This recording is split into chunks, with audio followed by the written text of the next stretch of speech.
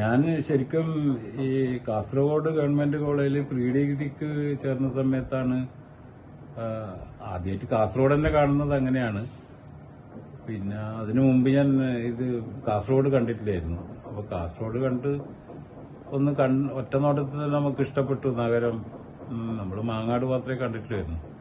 എന്ന് മാത്രമല്ല, ഞാൻ സിനിമ കണ്ടിട്ടില്ലായിരുന്നു. എന്റെ വീട്ടിലെല്ലാവർക്കും സിനിമയൊക്കെ പോയിട്ട് കണ്ടു. ഞാനെന്തോ പല കാരണങ്ങൾ കൊണ്ടും ഈ സിനിമക്ക് പോയിട്ടില്ലായിരുന്നു. പോകാൻ എന്നെ അനുവദിക്കാത്തത് കൊണ്ടാണോ പോകാത്തത്. എനിക്ക് പകൽ സിനിമ കാണണ്ടായിരുന്നു, രാത്രി സിനിമ കാണുന്നതിന് വാശിയിലായിരുന്നു.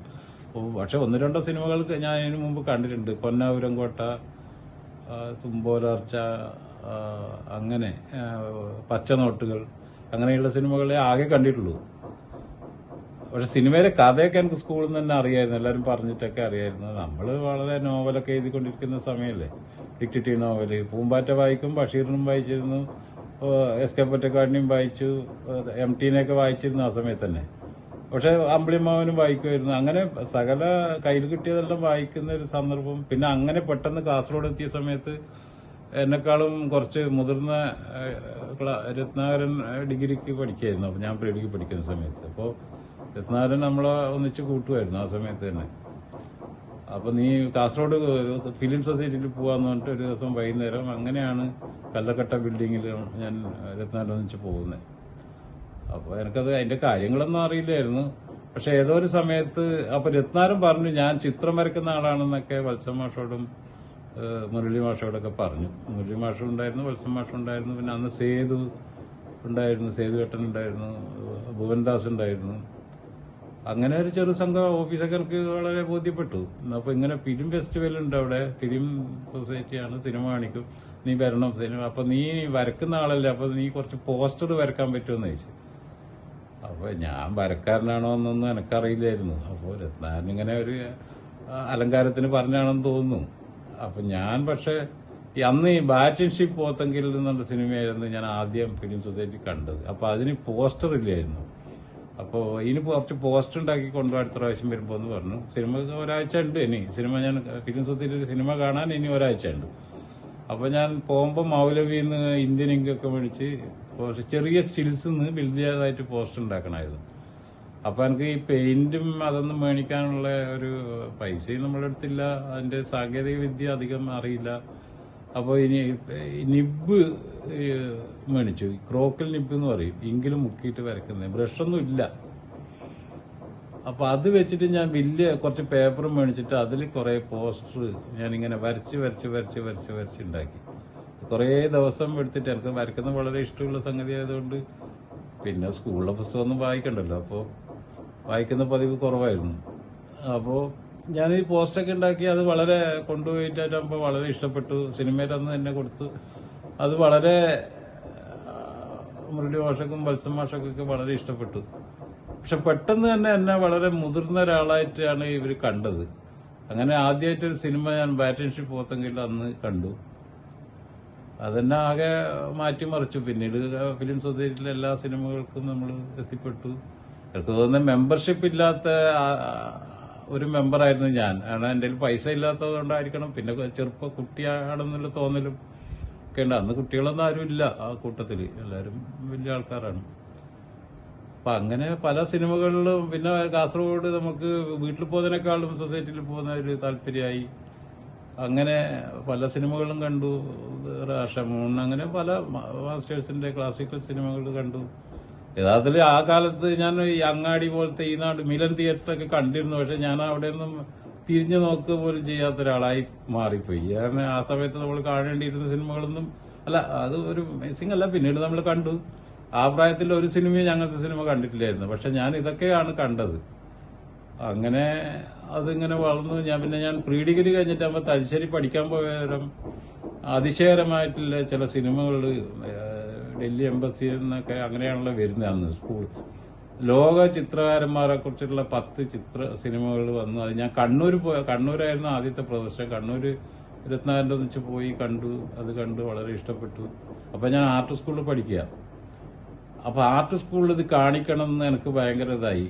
അപ്പോൾ പക്ഷെ എന്നെ ഒരു വളരെ മുതിർന്ന ആളെ പോലെയാണ് എൻ്റെ ചെറുപ്പകാലത്ത് തന്നെ എന്നെ വത്സം മാഷും മുരളി മാഷും ഭുവനും എല്ലാം കണ്ടിരുന്നേന്ന് തോന്നുന്നു. ഒരു ഇതുമില്ലാതെ അവരെന്നെ ഇത് കൊണ്ടുപോയി കാണിക്കുന്ന എത്രയോ വിലപിടിപ്പുള്ള കാര്യങ്ങളാണ്. എനിക്കന്ന് അങ്ങനെ വലിയ ഉത്തരവാദിത്വമൊന്നും ഏറ്റെടുക്കുന്ന ഒരാളല്ല. പക്ഷെ എനിക്ക് കാണിക്കണം എന്ന് ഭയങ്കര, കുട്ടികളെ കാണിക്കണം എന്ന് എനിക്ക് വലിയ, സുഹൃത്തുക്കളെ കാണിക്കണം എന്ന് എനിക്ക് വലിയ ഇതായിരുന്നു. ഞങ്ങളെ വലിയ പ്രൊഫഷണൽ ആർട്ട് സ്കൂളിൽ വെച്ച് ഒരു പ്രൊജക്ടറൊക്കെ സംഘടിപ്പിച്ച് ആ പ്രൊജക്ടിന്റെ ബൾബ് അന്ന് പോയി, പീസായിപ്പോയി. അപ്പൊ അങ്ങനെ ഒരു ഗുൽമാല് നടന്നു. പിന്നെ പക്ഷെ അത് ഞാൻ വീണ്ടും അത് വേറെ വടകരയെന്നോ ആ ഭാഗത്തുനിന്ന് അവിടുന്ന് ഒരു ചിൽഡ്രൻസ് ഫിലിം സൊസൈറ്റി പ്രൊജക്ടർ വിളിച്ച് അത് കാണിച്ചു.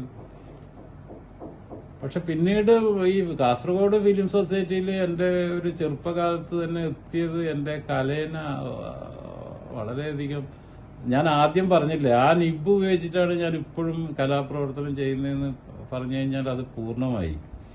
അതിലും ആ നിബെന്ന് ഉപയോഗിച്ചിട്ട് ഇപ്പൊ ഇന്ത്യയിൽ ആരും വരക്കുന്നില്ല. എന്റെ വലിയ സ്കെയിലിലൊക്കെയുള്ള എല്ലാ ചിത്രങ്ങളും അങ്ങനെ ആ നിബ് ഉപയോഗിച്ചിട്ട് വളരെ സൂക്ഷ്മമായിട്ട് ചെയ്യുന്ന ചിത്രങ്ങളാണ് എന്റെ ചിത്രങ്ങൾ.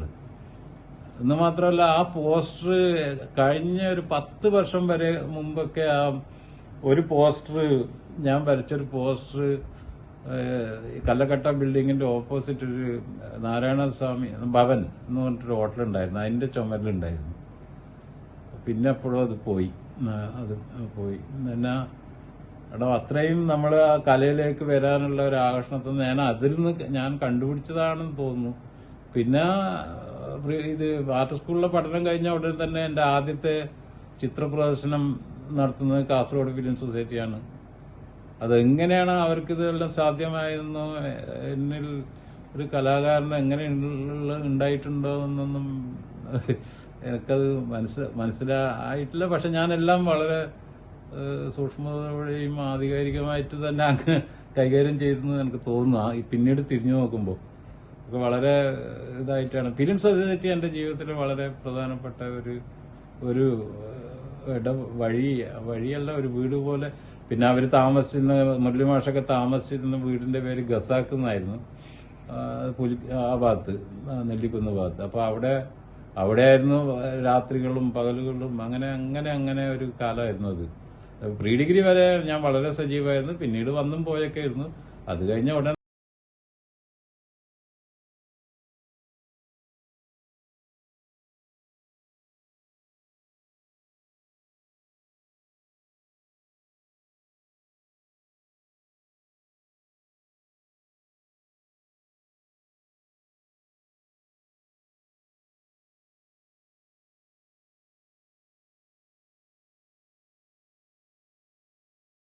അവിടെ ഒരു തിയേറ്റർ ഉണ്ട്, അതിനകത്ത്. അപ്പോൾ ഞാനിങ്ങനെ ലേറ്റായി പോയതുകൊണ്ട് ഞാൻ വണ്ടി എടുത്ത് ഇറങ്ങിയിട്ട് പെട്ടെന്ന് തന്നെ ഞാൻ തിരക്കിട്ട് പോയിട്ട് സിനിമ തുടങ്ങി കഴിഞ്ഞു. അപ്പോൾ റിയാസ് കോമനോട് ചോദിച്ചു, എന്ത് ഇത് ആണ് എൻ്റെ ഫാദർ പാഞ്ചാലി കണ്ടിട്ടുണ്ടാവുമല്ലോ, ആർത്ഥത്തിലാണ് ചോദിച്ചത്, എന്താ ഇത്ര തിരക്കിട്ടിട്ട് പോകുന്നതെന്ന് ചോദിച്ചു. അപ്പം ഞാൻ പറഞ്ഞു, ആ സ്പൂള് തിരിയുന്ന ശബ്ദം എത്ര കേട്ടാലും മതിയാവില്ല എന്ന് പറഞ്ഞു. അപ്പം അത് ഒരു കാലത്തെ, അന്ന് ഈ ശബ്ദം കേൾക്കും, അതൊരു സിനിമ കാണുന്ന പോലെ തന്നെയാണ് ആ ശബ്ദവും എന്നെ അന്ന് അത്ര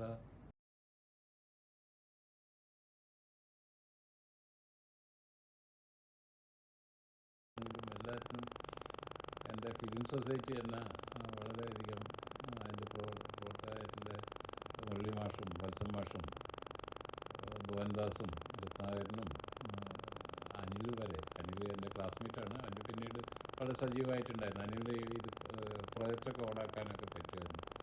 കുമാരമാഷും ഒക്കെ ആയിട്ട് കാസർഗോഡ് ഉണ്ടാകുന്ന സമയത്ത് വളരെ ഇതായിട്ട് ഞാൻ അതിൽ പങ്കെടുത്തിരുന്നു. എൻ്റെ കലയെ അത് വളരെയധികം സ്വാധീനിച്ചിരുന്നു പറയാൻ ഞാൻ ആഗ്രഹിക്കുന്നു. ഈ 50 വർഷം എത്തുമ്പോൾ ഫിലിം സൊസൈറ്റിയിലെ ഒരു കാലമൊക്കെ കഴിഞ്ഞു എന്ന് ആദ്യം വിചാരിച്ചു. പിന്നെ അത് വളരെ സജീവമായി. ഇപ്പം പയ്യന്നൂരും ഒക്കെ വളരെ സജീവമായിട്ട് കേരളത്തിൽ സിനിമകൾ കാണിക്കുന്നു, നല്ല കാര്യം. എന്തായാലും സന്തോഷം. നമ്മൾ ചെറുപ്പത്തിൽ, എൻ്റെ ഏറ്റവും ചെറുപ്പത്തിൽ തന്നെ എനിക്കതിൽ പങ്കെടുക്കാൻ പറ്റിയതെന്നത് വളരെ സന്തോഷമാണ്. പിന്നെ മുരളി മാഷ കഴിഞ്ഞ കൊല്ലം ഞാൻ പയ്യന്നൂർ ഇതിൽ പോയിട്ടപ്പോൾ മുരളി മാഷ കണ്ടിരുന്നു. വളരെ സന്തോഷകരമായിട്ടുള്ളൊരു കാഴ്ചയായിരുന്നു. മാഷ നല്ല മുഖത്തോടെ സംസാരിച്ചു. വലിയ സന്തോഷമായി എന്ന് വിചാരിക്കുന്നു. ഞാനും വത്സം മാഷും രത്നാകരനും ഒക്കെ ഒന്നിച്ചാണ് പോയത്. സി വി ഭാഷനൊക്കെ ഉണ്ടായിരുന്നു. അങ്ങനെ എന്തായാലും കാസർഗോഡിൻ്റെ ഒരു പഴയ 50 മാഷും ആ ഒരു സംഘമൊക്കെ സമയത്ത് അഭിപ്രായം ആരംഭിക്കുന്നത്. അത് ആ സമയത്ത് ഇതിലൊക്കെ പങ്കെടുത്തു എന്നുള്ളത് തന്നെയാണ് എൻ്റെ കലയെ പ്രകാശിപ്പിച്ചതിന് ഒരു വഴിയായിട്ട് എനിക്ക് തോന്നുന്നത്.